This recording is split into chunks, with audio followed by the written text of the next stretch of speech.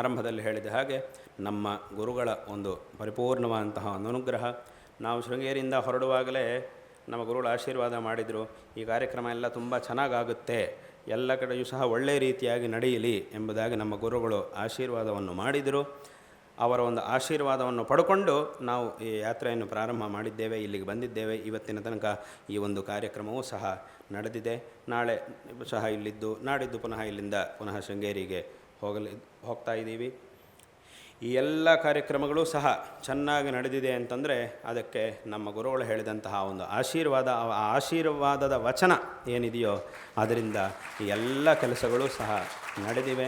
ಹೀಗೆ ಅವರೊಂದು ವಿಶೇಷವಾದಂತಹ ಆಶೀರ್ವಾದ ನಮ್ಮ ಮೇಲೆ, ನಿಮ್ಮ ಮೇಲೆ, ಎಲ್ಲರ ಮೇಲೆಯೂ ಸಹ ಇದೆ. ಹಾಗಾಗಿ ಮುಂದಿನ ಕೆಲಸಗಳು ಸಹ ಮುಂದೆ ಏನೇನು ಮಾಡಬೇಕಾಗಿದೆ ಅವರ ಅನುಗ್ರಹದಿಂದ, ಆ ಜಗನ್ಮಾತೆಯ ಗುರುಗಳ ಅನುಗ್ರಹದಿಂದ, ಜಗನ್ಮಾತೆಯ ಮತ್ತು ಗುರುಗಳ ಅನುಗ್ರಹದಿಂದ ಇದೇ ರೀತಿಯಂತಹ ಉತ್ತಮವಾದಂತಹ ಪ್ರೇರಣೆಗಳು ಎಲ್ಲರಿಗೂ ಸಹ ಸದಾಕಾಲ ಸಿಕ್ಕಿ ಇನ್ನೂ ಉತ್ತಮವಾದಂತಹ ಕೆಲಸಗಳು ನಿರಂತರ ಆಗ್ತಾ ಇರಲಿ, ತದ್ವಾರ ಎಲ್ಲರಿಗೂ ಸಹ ಒಳ್ಳೆಯದಾಗಲಿ ಎಂಬುದಾಗಿ ಈ ಸಂದರ್ಭದಲ್ಲಿ ನಾವು ನಿಮಗೆಲ್ಲರಿಗೂ ಸಹ ಆಶೀರ್ವಾದಗಳನ್ನು ಮಾಡ್ತಾ ಇದ್ದೇವೆ. ಮತ್ತು ವಿಶೇಷವಾಗಿ ಮೈಸೂರಿನ ಮಹಾಜನರಿಗೆ ಶೃಂಗೇರಿ ಈ ದಕ್ಷಿಣಾಮ್ನಾಯ ಶೃಂಗೇರಿ ಶಾರದಾ ಪೀಠದ ಒಂದು ವಿಷಯದಲ್ಲಿರ್ತಕ್ಕಂತಹ ಒಂದು ಶ್ರದ್ಧಾಭಕ್ತಿಗಳ ಬಗ್ಗೆ ಅಂತೂ ಪ್ರತ್ಯೇಕವಾಗಿ ಹೇಳುವ ಅವಶ್ಯಕತೆಯೇ ಇಲ್ಲ. ಇಲ್ಲಿಯ ಮಹಾರಾಜರೇ ಪರಮ ಶ್ರದ್ಧಾಭಕ್ತಿಗಳನ್ನು ಇಟ್ಟುಕೊಂಡು ವಿಶೇಷವಾಗಿ ಗುರುಗಳ ಈ ದಕ್ಷಿಣಾಮ್ನಾಯ ಶೃಂಗೇರಿ ಶಾರದಾ ಪೀಠದ ಗುರುಗಳ ವಿಷಯದಲ್ಲಿ ಅತ್ಯಂತ ಶ್ರದ್ಧೆಯಿಂದ ನಡ್ಕೊಂಡಿದ್ದರು. ಹಾಗಾಗಿ ಮಹಾರಾಜರು ಹೇಗೋ, ನಾವು ಲೋಕದಲ್ಲಿ ಒಂದು ಮಾತು ಯಥಾ ರಾಜ ತಥಾ ಪ್ರಜಾ ಅಂತ ನಾವು ಹೇಳ್ತೀವಿ. ಮಹಾರಾಜರು ಹೇಗಿರ್ತಾರೋ ಪ್ರಜೆಗಳು ಹಾಗೆ ಅಂತ. ರಾಜರು ಅಪಾರವಾದಂತಹ ಭಕ್ತಿಯನ್ನು ಹೊಂದಿರತಕ್ಕಂಥವರು, ಪ್ರಜೆಗಳು ಸಹ ಅದೇ ರೀತಿಯಾದಂತಹ ಒಂದು ಭಕ್ತಿಯನ್ನು ಹಿಂದಿನಿಂದಲೂ ಸಹ ಹೊಂದಿದವರಾಗಿದ್ದಾರೆ. ಹಾಗಾಗಿ ಇಲ್ಲಿಗೆ ಬರಲಿಕ್ಕೆ ಯಾವಾಗ ಸಮಯ ಆಗುತ್ತೋ ಆವಾಗ ಇಲ್ಲಿಗೆ ಬರಲಿಕ್ಕೆ ನಮಗೂ ಸಹ ಅತ್ಯಂತ ಸಂತೋಷವಾಗುತ್ತೆ ಇಲ್ಲಿಗೆ ಬರುವುದಕ್ಕಾಗಿ. ಹಾಗಾಗಿ ಅದರಂತೆ ಈ ಹಿಂದೆ ನಮ್ಮ ಗುರುಗಳ ಜೊತೆಗೂ ಸಹ ನಾವು ಇಲ್ಲಿಗೆ ಬಂದಿದ್ವಿ. ಅದೇ ರೀತಿಯಾಗಿ ತದನಂತರ ಕಾಲದಲ್ಲೂ ನಾವು ಒಂದು ಸಲ ಇಲ್ಲಿಗೆ ಬಂದಿದ್ವಿ. ಈಗ ಪುನಃ ಇಲ್ಲಿಗೆ ಬಂದು ಒಂದು ವಾರ ಇಲ್ಲಿರುವಂತಹ ಒಂದು ಸಂದರ್ಭವೂ ಸಹ ಈ ಶತಮಾನೋತ್ಸವದ ಸಂದರ್ಭದಲ್ಲಿ ಬಂದಿದೆ. ಹೀಗೆ ನಿಮ್ಮೆಲ್ಲರಲ್ಲೂ ಇರತಕ್ಕಂತಹ ಒಂದು ಗುರುಭಕ್ತಿಯನ್ನು ನೋಡಿದರೆ ನಮ್ಮ ಮನಸ್ಸಿಗೆ ಸಂತೋಷ ಉಂಟಾಗುತ್ತೆ. ಇಲ್ಲಿರತಕ್ಕಂತಹ ಈ ಒಂದು ಆಸ್ತಿಕ್ಯದ ಧಾರ್ಮಿಕವಾದಂತಹ ವಾತಾವರಣ ಇದೆಲ್ಲವುದನ್ನು ನೋಡಿ ನಮ್ಮ ಮನಸ್ಸಿಗೆ ಅತ್ಯಂತ ಸಂತೋಷ ಉಂಟಾಗ್ತಾ ಇದೆ. ಇಂತಹ ಊರಿಗಾದರೆ ಮತ್ತೆ ಮತ್ತೆ ಬರಬೇಕು ಅಂತ ನಮಗನಿಸ್ತಾ ಇರುತ್ತೆ. ಇದರಲ್ಲಿ ಸಂಸ್ಕೃತ ಸಾಹಿತ್ಯದಲ್ಲಿ ಒಂದು ತಮಾಷೆ ಶ್ಲೋಕ ಇದೆ. ಒಂದು ಊರಿದೆ, ಆ ಊರಿಗೆ ಒಬ್ಬ ಬಂದಿದ್ದಾನೆ ಹೊರಗಡೆಯಿಂದ. ಅವನು ಕೇಳ್ತಾನೆ, ವಿಪ್ರ ಅಸ್ಮಿನ್ ನಗರೆ ಮಹಾನ್ ಕಥೆಯ ಕಹ ಅಂತ ಕೇಳ್ತಾನೆ. ಈ ಒಂದು ಹೊರಗಡೆಯಿಂದ ಈ ಊರಿಗೆ ಏನೋ ಒಂದು ಕೆಲಸಕ್ಕಾಗಿ ಬಂದಿರ್ತಾನೆ. ಬಂದಾಗ ಈ ಊರು ಯಾರೊಬ್ಬ ಸಿಕ್ಕಿದ್ದಾನೆ ದಾರಿಯಲ್ಲಿ, ಅವನ ಹತ್ರ ಕೇಳ್ತಾನೆ, ಈ ಊರಿನಲ್ಲಿ ದೊಡ್ಡವರು ಯಾರಿದ್ದಾರೆ ರೀ, ದೊಡ್ಡ ಮನುಷ್ಯರು ಅಂತ ಯಾರಾದರೂ ಇದ್ದಾರಾ, ಮಹಾಜನರು ಯಾರಿದ್ದಾರೆ ಅಂತ ಕೇಳ್ತಾನೆ. ಅವನೇನು ಮಾತಾಡದೆ ಎದುರುಗಡೆ ತಾಳೆ ಮರಗಳಿರ್ತವೆ, ತಾಳೆ ಮರಗಳು ಒಂದಿಷ್ಟಿವೆ. ಆ ಮರಗಳ ಸಾಲನ್ನು ಹೀಗೊಂದ್ಸಲಿ ತೋರಿಸ್ತಾನೆ. ಏನಪ್ಪ ನಾ ಕೇಳ್ತಿರೋದೇನು, ನೀನು ತೋರಿಸ್ತಿರೋದು, ಈ ಊರಿನಲ್ಲಿ ದೊಡ್ಡ ಮನುಷ್ಯರು ಯಾರಿದ್ದಾರೆ ಕೇಳಿದ್ರೆ ತಾಳೆ ಮರಗಳನ್ನು ತೋರಿಸ್ತಿದ್ದೀಯಲ್ಲಪ್ಪ ಅಂತ ಕೇಳಿದ್ರೆ, ನಮ್ಮ ಊರಿನಲ್ಲಿ ದೊಡ್ಡ ಮನುಷ್ಯರು ಅಂದರೆ ಈ ತಾಳೆ ಮರಗಳೇ, ಎಷ್ಟು ಬಿಟ್ಟರೆ ಬೇರೆ ಯಾವ ದೊಡ್ಡ ಮನುಷ್ಯರು ಇಲ್ಲ ನಮ್ಮ ಊರಿನಲ್ಲಿ, ಬೇರೆ ಯಾವ ದೊಡ್ಡ ಮನುಷ್ಯರ ಬಗ್ಗೆ ಕೇಳಬೇಡಿ, ಈ ಮರಗಳು ಮಾತ್ರವೇ ನಮ್ಮ ಊರಿನಲ್ಲಿ ಇರುವುದು, ಅಂದರೆ ನಮ್ಮ ಊರಿನಲ್ಲಿ ದೊಡ್ಡ ಮನುಷ್ಯರು ಯಾರೂ ಇಲ್ಲ ಅಂತ ಅದರ ಅರ್ಥ. ಓ ಸರಿ, ಹಾಗಿದ್ದರೆ ದೊಡ್ಡವರು ಯಾರೂ ಇಲ್ಲ. ವಿಪ್ರಾಸ್ಮಿನ್ ನಗರೆ ಮಹಾನ್ ಕಥಯಕಃ ತಾಲದ್ರುಮಾಣಾಂಗಣಃ ಅಂತ ಉತ್ತರವನ್ನು ಹೇಳ್ತಾನೆ. ಸರಿ, ಹಾಗಿದ್ದರೆ ಬೇಡ, ಈ ಊರಿನಲ್ಲಿ ಯಾರಾದರೂ ದಾನ ಮಾಡುವಂತಹ ಉದಾರಿಗಳು ಯಾರಾದರೂ ಇದ್ದಾರಾ, ಕೋ ದಾತ ಅಂತ ಕೇಳ್ತಾನೆ. ಅದಕ್ಕೆ ಅವನು ಉತ್ತರ ಕೊಡ್ತಾನೆ, ರಜಕೋ ದದಾತಿ ವಸನಂ ಪ್ರಾತರ್ಗೃಹೀತ್ವ ನಿಶಿ ಅಂತ ಉತ್ತರ ಹೇಳ್ತಾನೆ. ಅಂದರೆ ಏನಿದರ ಅರ್ಥ? ಇವನು ಕೇಳಿದ್ದಾನೆ, ಇಲ್ಲಿ ಯಾರಾದರೂ ದಾನಿಗಳು ಯಾರಾದರೂ ಇದ್ದಾರೆ, ದಾನಿಗಳಿದ್ದರೆ ಅವರಿಂದ ಏನಾದರೂ ಪಡ್ಕೊಂಡು ತನಗೆ ಉಪಯೋಗ ಮಾಡ್ಕೊಳ್ಬೋದು ಅಂತ ಯೋಚನೆ ಮಾಡಿ ಕೇಳಿದ. ಈ ಊರಿನಲ್ಲಿ ದಾನ ಮಾಡುವವರು ಯಾರಾದರೂ ಇದ್ದಾರಾ ಅಂತ ಹೇಳಿದರೆ, ಅಷ್ಟೊತ್ತಿಗೆ ಅಲ್ಲಿ ಒಬ್ಬ ಅಗಸೆ ಅವನು ಬಟ್ಟೆ ಎಲ್ಲ ಒಗೆದುಬಿಟ್ಟು ಅದನ್ನೆಲ್ಲ ಮಡಿಸಿ ಆ ಮೂಟೆಯನ್ನು ಹೊತ್ಕೊಂಡು ಹೋಗ್ತಾ ಇದ್ದ. ಅವನನ್ನು ತೋರಿಸಿದ್ದ.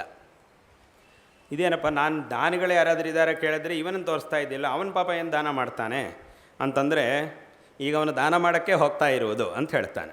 ಏನು ದಾನ ಮಾಡ್ತಾನೆ ಅಂದರೆ, ಬೆಳಗ್ಗೆ ಬಟ್ಟೆಗಳನ್ನೆಲ್ಲ ಒಗೆಯೋಕ್ಕೆ ಅವನಿಗೆ ಕೊಟ್ಟಿದ್ದಾರೆ, ಅವನು ಅದನ್ನೆಲ್ಲ ತೊಗೊಂಡೋಗಿ ಒಗೆದಿದ್ದಾನೆ, ಪುನಃ ವಾಪಸ್ ಅದನ್ನೆಲ್ಲ ಆಯಾ ಮನೆಗಳಿಗೆ ಅದನ್ನು ತಲುಪಿಸ್ತಾ ಇದ್ದಾನೆ. ಇದಕ್ಕಿಂತ ದೊಡ್ಡ ದಾನವನ್ನು ನಮ್ಮ ಊರಿನಲ್ಲಿ ನೀವು ಅಪೇಕ್ಷೆ ಪಡಬೇಡಿ, ಇದೇ ನಮ್ಮ ಊರಿನಲ್ಲಿ ದೊಡ್ಡ ದಾನ. ಈ ಬಟ್ಟೆ ತೊಗೊಂಡೋದವನು ವಾಪಸ್ ತಂದು ಕೊಟ್ಟ ಅಂದರೆ ಸಾಕಪ್ಪ, ಅದೇ ನಮ್ಮ ಊರಿನಲ್ಲಿ ದೊಡ್ಡ ದಾನ, ಇನ್ನು ಯಾವ ದಾನಗಳು ಇಲ್ಲಿ ಸಿಕ್ಕುವುದಿಲ್ಲ ನಿಮಗೆ ಅಂತ ಹೇಳ್ತಾನೆ. ರಜಕೋ ದದಾತಿ ವಸನಂ ಪ್ರಾತರ್ಗೃಹೀತ್ವ ನಿಶಿ. ಸರಿ, ಹಾಗಿದ್ದರೆ ದಾನಿಗಳು ಯಾರಿಲ್ಲ. ಏನಾದರೂ ಅವ್ರ ಹತ್ರ ಹೋಗಿ ಒಂದಿಷ್ಟು ಏನೋ ಧರ್ಮ ಸಂದೇಹಗಳನ್ನೆಲ್ಲ ಕೇಳಿಕೊಂಡು ಏನೋ ಒಂದಿಷ್ಟು ತಿಳುವಳಿಕೆಯನ್ನು ಪಡ್ಕೊಂಡಾದರೂ ಹೋಗ್ತೀನಿ ಅಂದರೆ, ವಿದ್ವಾಂಸರಾದರೆ ನಮ್ಮ ಊರಿನಲ್ಲಿ ಎಲ್ಲರೂ ವಿದ್ವಾಂಸರೇ ಅಂತ ಹೇಳ್ತಾನೆ.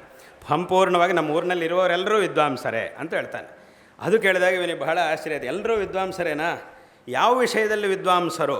ಕೋ ವಿದ್ವಾನ್ ಅಂತ ಕೇಳಿದಾಗ, ಪರವಿತ್ತ ವಂಚನ ವಿಧೌ ಸರ್ವೇಪಿ ವಿದ್ವಜ್ಜನಾ ಅಂತ ಹೇಳ್ತಾನೆ.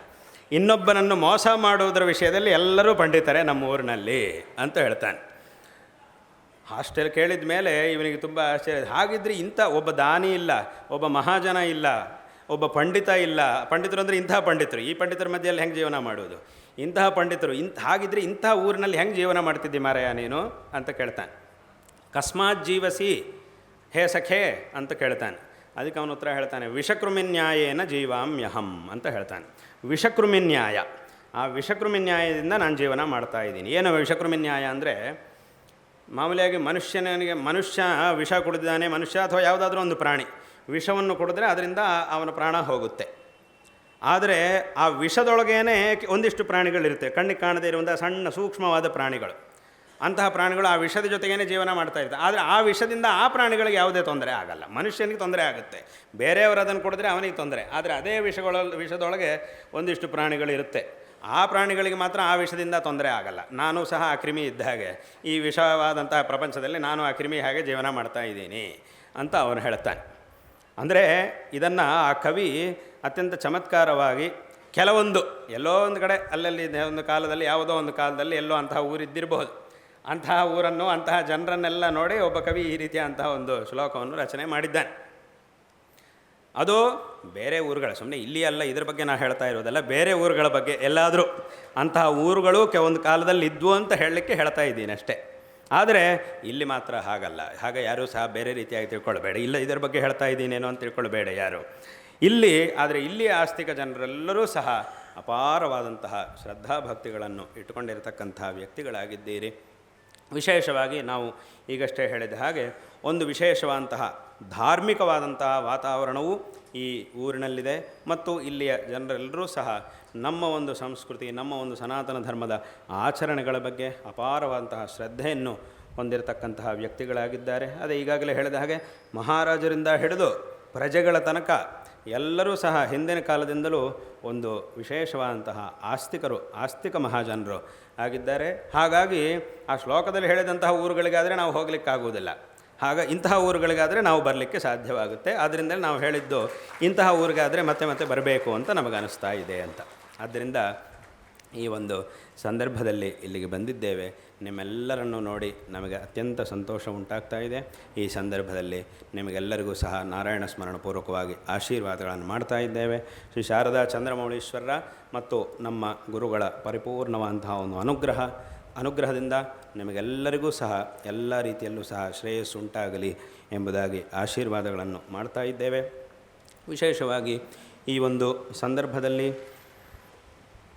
ಸಚ್ಚಿದಾನಂದ ವಿಲಾಸ ಕಟ್ಟಡವು ಸಭಾಭವನ ಮತ್ತು ಗುರುನಿವಾಸ, ಆ ಒಂದು ಕಟ್ಟಡದ ಉದ್ಘಾಟನೆಯನ್ನು ಸಹ ಈ ಸಂದರ್ಭದಲ್ಲಿ ಮಾಡಿ, ಅದೇ ಕಟ್ಟಡದಲ್ಲಿ ಈ ಶಾರದಾ ಚಂದ್ರಮೌಳೀಶ್ವರ ಪೂಜೆಯನ್ನು ಸಹ ಮಾಡಿದ್ದೇವೆ.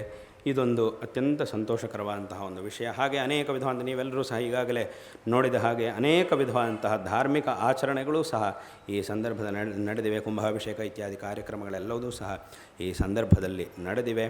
ವಿಶೇಷವಾಗಿ ಈ ಒಂದು ಸಂದರ್ಭದಲ್ಲಿ ಇದನ್ನು ಏರ್ಪಾಟು ಮಾಡುವುದರಲ್ಲಿ ಇದರಲ್ಲೆಲ್ಲರೂ ಸಹ ವಿಶೇಷವಾಗಿ ಶ್ರಮಿಸಿದ್ದಲ್ಲದೆ ನಮ್ಮ ಧರ್ಮಾಧಿಕಾರಿಗಳಿಗೆ ಒಂದು ಮಾರ್ಗದರ್ಶನವನ್ನು ಮಾಡಿದ್ದಾರೆ. ನಮ್ಮ ಆಡಳಿತಾಧಿಕಾರಿಗಳಾಗಿರ್ತಕ್ಕಂಥ ಪಿ ಎ ಮುರಳಿಯವರು ಮತ್ತು ನಮ್ಮ ಮುಖ್ಯ ಸಲಹೆಗಾರರಾಗಿರ್ತಕ್ಕಂತಹ ಗೌರಿಶಂಕರ್ ಅವರು ಸಹ ಇದರಲ್ಲಿ ಅವರೂ ಸಹ ಶ್ರಮಿಸಿದ್ದಾರೆ. ಯಾಕಂದರೆ ಇದರ ಕೆಲಸ ಶತಮಾನೋತ್ಸವದ ಕೆಲಸ ನಿನ್ನೆ ಮೊನ್ನೆ ಪ್ರಾರಂಭ ಆಗಿದ್ದಲ್ಲ, ತುಂಬ ದಿವಸಗಳ ಹಿಂದೇನೆ, ಸುಮಾರು 1-2 ವರ್ಷಗಳ ಹಿಂದೇನೆ ಇದರ ಕೆಲಸ ಪ್ರಾರಂಭವಾಯಿತು. ಬೇರೆ ಬೇರೆ ರೀತಿಯಾಗಿ ಯಾವ ರೀತಿಯಾಗಿ ಮಾಡಬೇಕು ಅನ್ನೋದರ ಬಗ್ಗೆ ಎಲ್ಲ ಚರ್ಚೆಗಳಾಗಿ ಈ ಒಂದು ಕಾರ್ಯಕ್ರಮದ ಏರ್ಪಾಟುಗಳೆಲ್ಲ ಆವಾಗಿಂದಲೇ ಆಗಿವೆ. ಹಾಗಾಗಿ ಆವಾಗಿಂದಲೂ ಸಹ ನಮ್ಮ ಗೌರಿಶಂಕರ್ ಅವರು, ತದನಂತರ ವಿಶೇಷವಾಗಿ ಮುರಳಿಯವರು ಸಹ ಇದರಲ್ಲಿ ಶ್ರಮಿಸಿದ್ದಾರೆ. ಹಾಗೂ ಧರ್ಮಾಧಿಕಾರಿಗಳಿಗೂ ಸಹ ಅವರು ಮಾರ್ಗದರ್ಶನ ಇತ್ಯಾದಿಗಳನ್ನು ಮಾಡಿದ್ದಾರೆ. ವಿಶೇಷವಾಗಿ ಧರ್ಮಾಧಿಕಾರಿಗಳಾಗಿರ್ತಕ್ಕಂತಹ ರಾಮಚಂದ್ರ ಅವರು ಇದರಲ್ಲಿ ಈ ಒಂದು ಕಾರ್ಯಕ್ರಮದಲ್ಲಿ ವಿಶೇಷವಾಗಿ ಶ್ರಮಿಸಿದ್ದಾರೆ. ಇದಕ್ಕೆ ಬೇಕಾದಂತಹ ವ್ಯವಸ್ಥೆಗಳನ್ನೆಲ್ಲದನ್ನು ಸಹ ಮಾಡಿ ನಮ್ಮ ಪ್ರೀತಿಗೆ ಪಾತ್ರರಾಗಿದ್ದಾರೆ. ಅವರಿಗೆ ಈ ಸಂದರ್ಭದಲ್ಲಿ ನಾವು ಆಶೀರ್ವಾದಗಳನ್ನು ಮಾಡ್ತಾ ಇದ್ದೇವೆ. ಅದೇ ರೀತಿಯಾಗಿ ಈ ಒಂದು ಸಂದರ್ಭದಲ್ಲಿ ಗುರುಗಳ ಬಗ್ಗೆ ಈ ವಿಶೇಷವಾದಂತಹ ಸಂದರ್ಭದಲ್ಲಿ ಸಚ್ಚಿದಾನಂದ ಶಿವಾಭಿನವ ನರಸಿಂಹಾರತಿ ಮಹಾಸ್ವಾಮಿಗಳವರ ವೈಶಿಷ್ಟ್ಯವನ್ನು ಎಲ್ಲರಿಗೂ ಸಹ ಅತ್ಯಂತ ಉತ್ತಮವಾದಂತಹ ರೀತಿಯಲ್ಲಿ ಅವರ ವೈಶಿಷ್ಟ್ಯವನ್ನು ಅವರು ಕೊಟ್ಟಂತಹ ಸಮಯದಲ್ಲಿ ಕೆಲವು ವಿಷಯಗಳನ್ನು ಹೇಳಿ ಎಲ್ಲರಿಗೂ ಸಹ ತಿಳಿಸಿದ್ದಾರೆ. ಎಲ್ಲರಿಗೂ ಸಹ ಸಂತೋಷವನ್ನುಂಟು ಮಾಡಿ ನಮ್ಮ ಪ್ರೀತಿಗೆ ಪಾತ್ರರಾಗಿದ್ದಾರೆ ವೆಂಕಟರಾಮನ್ನವರು. ಅವರಿಗೂ ಸಹ ನಾವು ಆಶೀರ್ವಾದಗಳನ್ನು ಈ ಸಂದರ್ಭದಲ್ಲಿ ಮಾಡ್ತಾ ಇದ್ದೇವೆ.